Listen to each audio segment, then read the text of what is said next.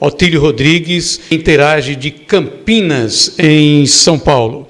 Otílio, o aumento da alíquota do IOF, Imposto sobre Operações Financeiras, parece ser aquele que tem mobilizado mais a atenção dos brasileiros que acompanham os acontecimentos com regularidade. Em que contexto essa situação está se verificando? Quais as causas?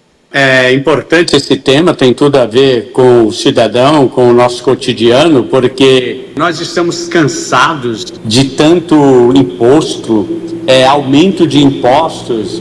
Nos últimos anos, o que tem ocorrido é que o governo, a cada ano que passa, à medida que o tempo vai passando, vem aumentando os impostos. E essa é mais uma medida que se classifica nessa lógica.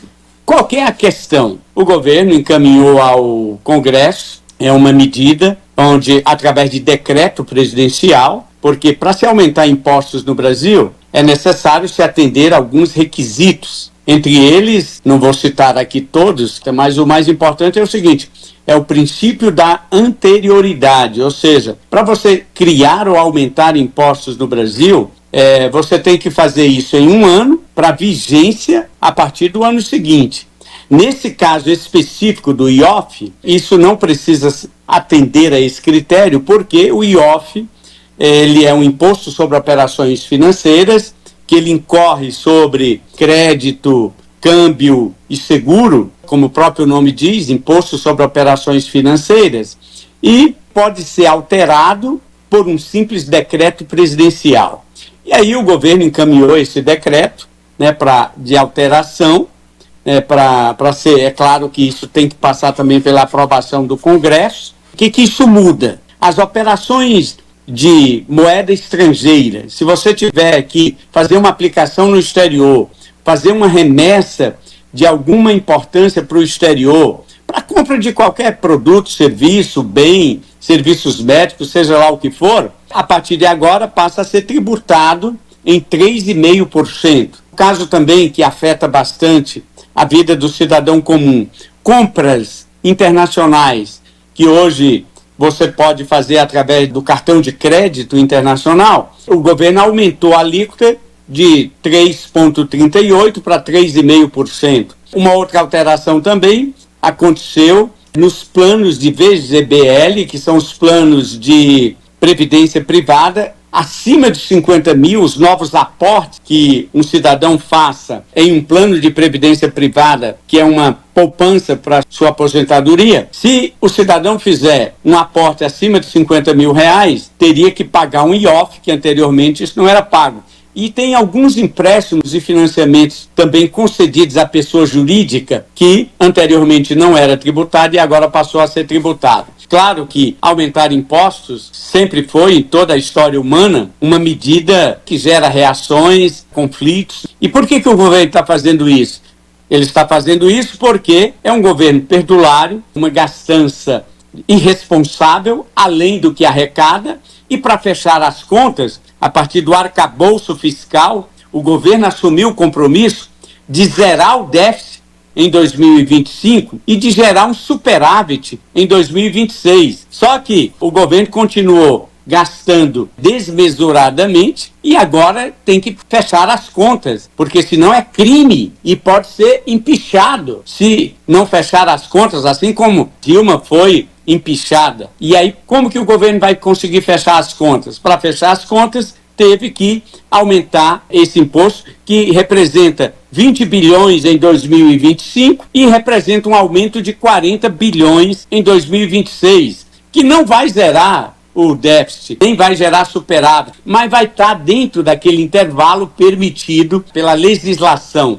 O governo deu uma prova irresponsável de alinhamento, onde não discutiu esse tema nem com o Congresso, nem com as classes empresariais, nem com o próprio Banco Central. O presidente do Banco Central, o Galípolo, que foi indicado pelo Lula, se surpreendeu com essa medida. Foi assim de uma tamanha irresponsabilidade, uma improvisação, um alinhamento com a realidade, um amadorismo. É o que se pode classificar todo esse imbróglio desse IOF. O presidente do Senado e da Câmara já deu sinalização de que do jeito que está, não vai ser aprovado. Então está criado o impasse.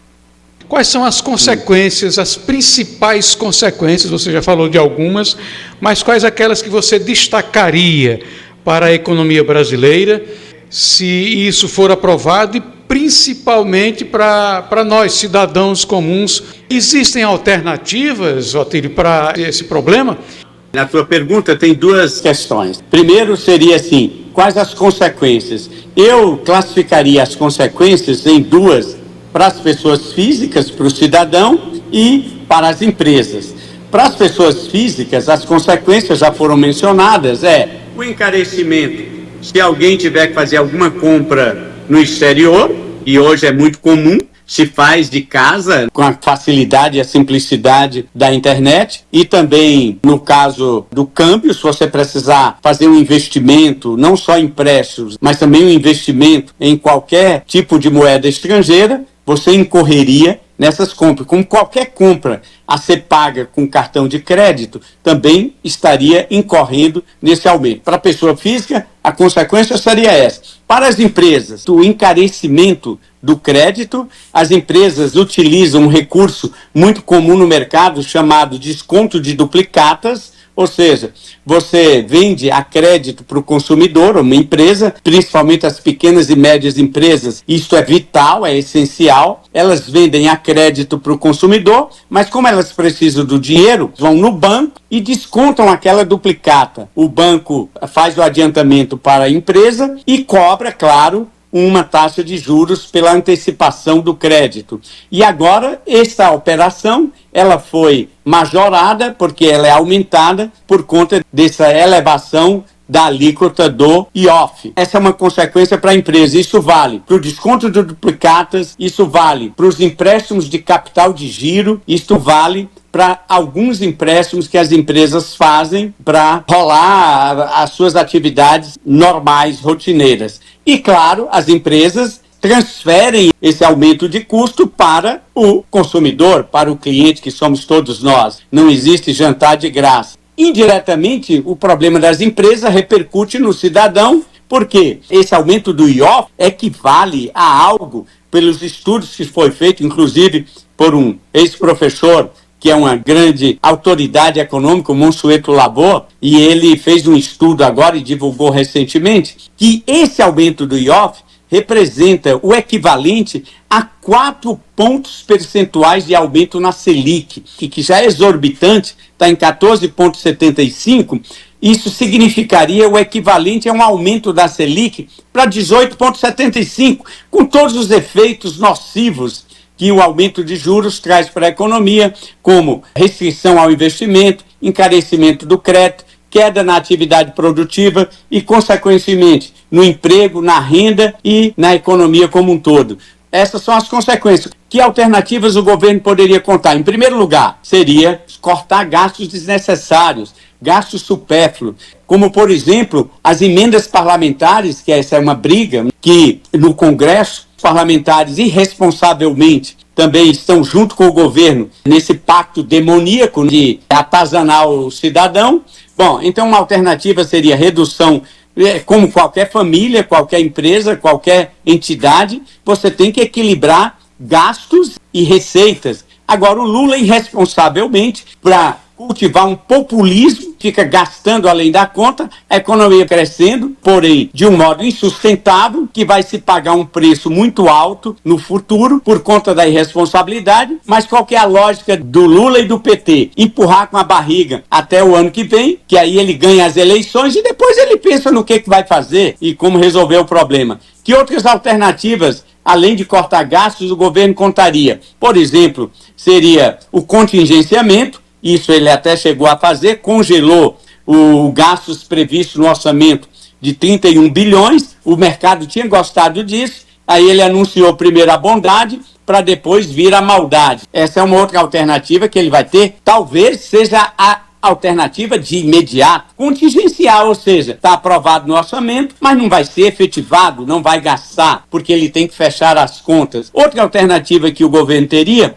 seria vender ativos da União e com isso fazer caixa para poder fechar as contas. E uma última que eu citaria ainda seria uma revisão de isenções fiscais que gera um benefício para as empresas em nome de estimular o investimento, porém a sociedade paga um preço muito caro, porque normalmente, como a gente viu em todos os governos do PT anteriormente, esse tipo de política de isenção fiscal, tributária, privilegiam os amigos do rei e o pessoal que é bem relacionado com a turma do PT. Ou seja, tem que cortar a carne, não tem conversa, vai doer, vai ter que tomar medidas amargas. O que ele não fez em cima de um populismo fácil para cultivar, aqui o tiro está saindo pela culatra. O governo, pela primeira vez na história, tem o índice de pessoas que desaprovam o governo Lula é maior do que o índice dos que aprovam. Nunca aconteceu isso na história. Mas é esse o contexto geral, Erivan.